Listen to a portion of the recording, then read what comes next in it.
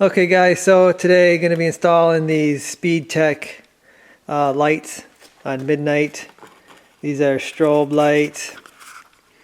They are the Z-3 TIR. They are in amber. And I picked these up for this truck. I tried to get that tailgate light to flash amber, but it didn't work out. So I'm back to these. And I'll give these a try. I'll do an install here after I demonstrate these. These lights, they can do a few different things. They have a bunch of different light patterns. I'm not sure how many. I'll give you a link, guys, to where I got these, and you can check them out. But they have a bunch of different patterns you can do. You can see there's a bunch of different wires on here. You really only need a power and a ground to get these to work once they're installed. So it's very simple to run these out. They got the white wire, which is synchronization wire. To synchronize these, I think you can only do an alternating pattern. And I don't want just an alternating pattern. I want a strobe flash, so I'm not going to synchronize these. And then you've got the yellow wire, which actually changes the patterns. I've already got my pattern set. Once you get your pattern set, it remembers it, and whenever you add, or whenever you give it power to start, it remembers that pattern. So it remembers the last pattern you was on. They do have a high-low intensity on these, so you can turn them down, turn them up. I'm not exactly sure what these are set at, but they are bright. Also, the green wire, if you power that up, it's a steady burn. I'm guessing that's for, like, if you wanted to make these like turn signals too. You'd hook that up to your turn signal, and then they would be turn signals, I think. I'm not a professional emergency light installer, guys. I've added a few strobes to a few trucks. So actually the first time giving these SpeedTech lights a try. And I'm going to power them up here. Like I said, all you need is negative, positive. I'm just using a little battery to power these up. I'm going to power these up, and you're going to see that these lights are no joke. I know it's not really bright here with the camera, because the camera is kind of adjusting for the brightness. But I have a hard time staring at these lights while they're running. So, yeah, they're bright, guys. I know they're not really showing up that bright. But like I said, I have a hard time looking at these things while they're flashing. But that's the flash pattern I'm going to go with. They're just kind of I think it's a 3 strobe. 3 strobe, I think, is what they would call that. They have a few different ones. They have steady on and different flash, and then all kinds of patterns. So anyway, this is the one I like. This is what I'm going to run. And yeah, now we're going to do the install on the truck. They have really nice seals or whatever, gaskets for the back of these, which also make really nice patterns. So when I put this on the box there, I can use this as a pattern, drill my holes, and we can install it. So really nice little gaskets for the lights. They also send screws for these. So we'll use them. I'm guessing them are stainless. I hope they're stainless so they don't rust. But we're going to put these in the back of the truck. And that's probably going to do it for the morning lights on this thing, guys. Just wanted a little bit more in the back because of the topper. Kind of blocks a lot of the light from my mini light bar. But anyway, let's get to installing these guys. Okay guys, so I'm going to install the light actually right underneath the brake lights, one on each side. I've got my gasket. I'm going to set it up here where I want it. I've felt back behind the body panel to make sure there's nothing in the way. There's nothing in the way back there. So I can line this up. I'm going to get this level, try to level it out with my bumper and stuff like that to try to get a level. I've got my punch and I'm just going to make some marks for all my holes. I'm actually just scratching the paint and making marks right now that I can see. Now I'm going to find those marks, and I got my center punch.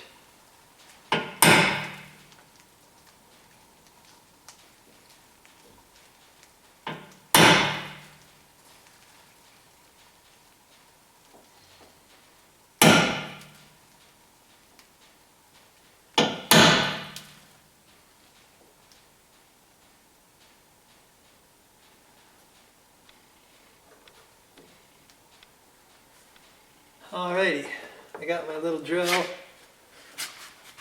I forget what size it is, but all I did was take my screw and compare it, make sure that I got some threads that'll dig into it.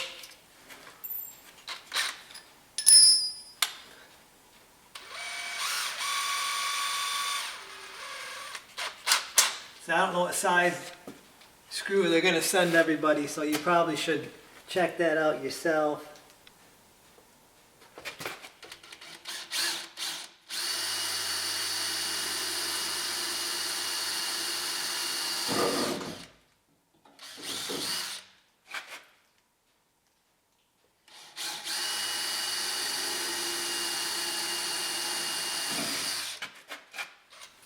Okay, so once I got them drilled,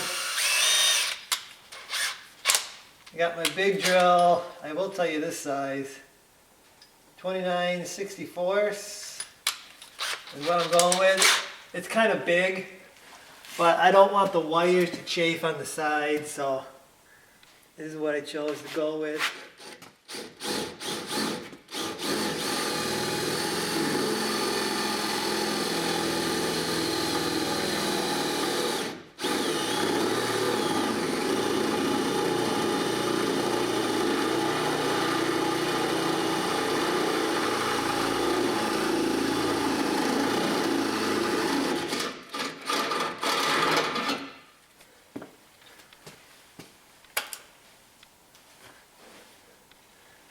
So now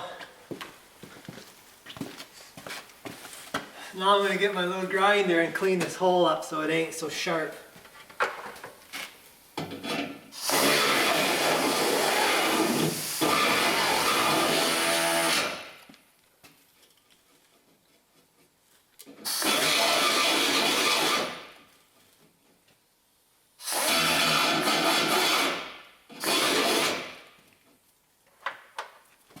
Okay, so now I'm going to clean up the hole, and if I had a bed I actually cared about, I would be painting or putting RTV or something on all this bare metal that I just caused. Okay, so a bit of a disappointment here. I used the gaskets as a template to make my holes, and I've made the holes. I put the gasket on here, and look at, when you line up the wires, the gasket doesn't even fit. They've got this gasket set up in the center. Well, the wires don't come out in the center of the light. They come out off to the side. You can see that right there. So, not happy about that, because I probably should have checked before I did it, but that's not cool. I mean, that's ridiculous to set a guy up to fail like that. So I got to remodify my hole here and do it again, I guess. Okay, so I got my little hole punch set out, and that is where the hole should have been, way over here. So that's nice. Shame on you, SpeedTech Lights. Them gaskets should have been the right gaskets for your lights you're sending out. Okay guys, so I've done a little bit of prep work on the bench. I've spliced into the wires here. Like I said, all I'm going to run this on is positive and negative, and I'm just going to connect the two lights together. So it's just going to be one switch in the cab, and actually I'm taking the power wire that I was running for this amber, and I'm just taking the power off that. So I've got to feed this wire in here.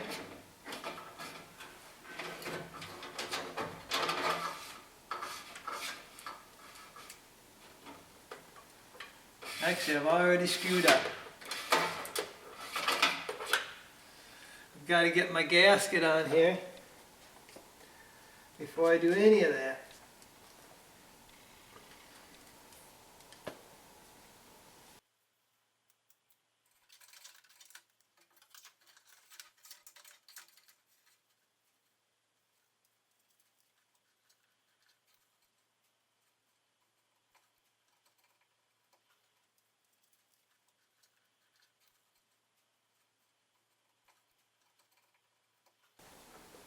There's really way too many wires on this thing. I don't need, I mean, if you're gonna outfit a police car or something, I can understand having all these wires, but for something like this, I just want it to strobe. I really don't need all these wires, but we'll wrap them up and we'll put them away. I don't think I'll ever need them.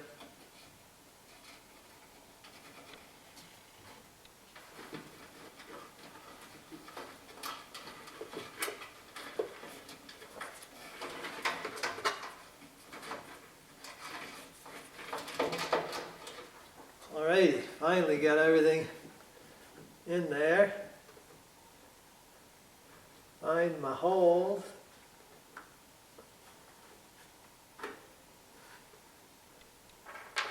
Take my screw. Get it started.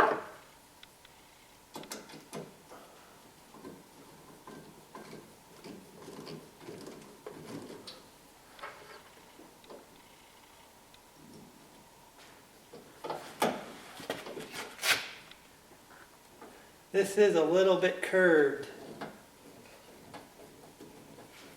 right here. So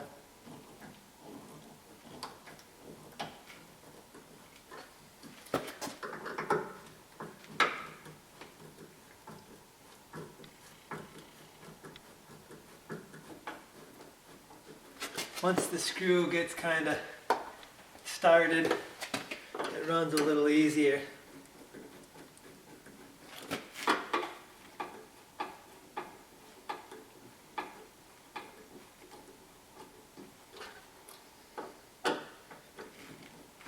But we're going to call that good, I think. Okay, so there they are, guys. All mounted up. You really ain't going to notice them much. They're not very big. So that's where I've got them. You can see there, over there. So not very noticeable. They do have a black housing, so like if you had a white truck or silver truck, I guess it would stand out more. But with the black truck, the black kind of blends in. So it's going to be a very subtle light that you ain't really going to notice it till it's on. So gonna crawl under there. You can see I got some wiring to do. I believe I said earlier in the video, I'm just gonna pull the power from the wire that I was trying to get this amber under tailgate light to work. I've got it on a flasher. I'm going to take it off the flasher, so when I turn the switch on, it's just power, and then both of these are going to turn on.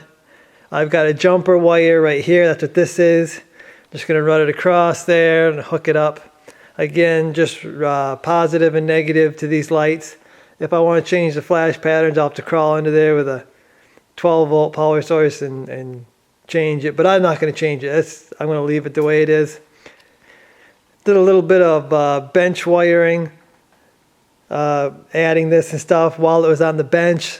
Makes it a lot easier than when I'm going to be underneath the truck.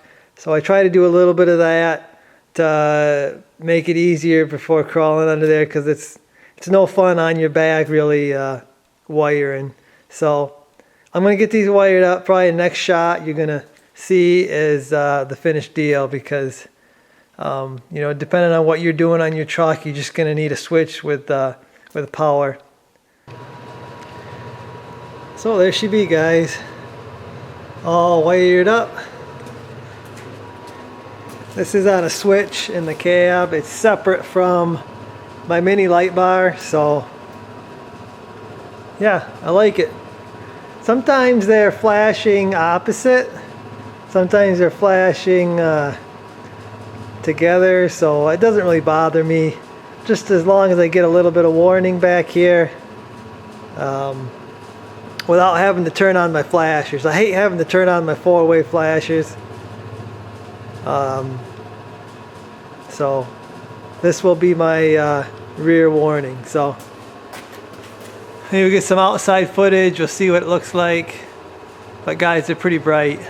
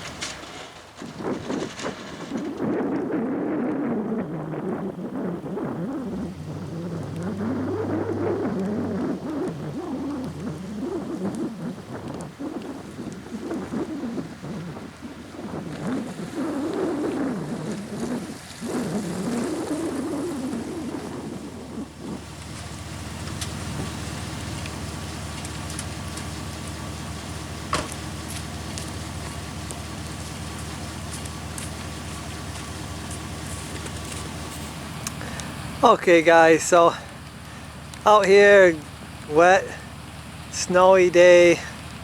It's actually snowed first, then it rained, but just wanted to show my lights, and I feel a lot safer. I feel a lot safer with some warning lights telling people that I'm doing something different. So pretty happy with these guys. It's really exactly what I wanted. So you get far enough back and you can see the big light on the back. So pretty happy with this, guys. This is probably going to be it for me. I know I was a little bit hard on this light bar when I first got it. The Condor mini light bar, and I was kind of disappointed with the side light. But you know what? Overall, I think it's a good light bar. It's got a pretty good light off to the side here.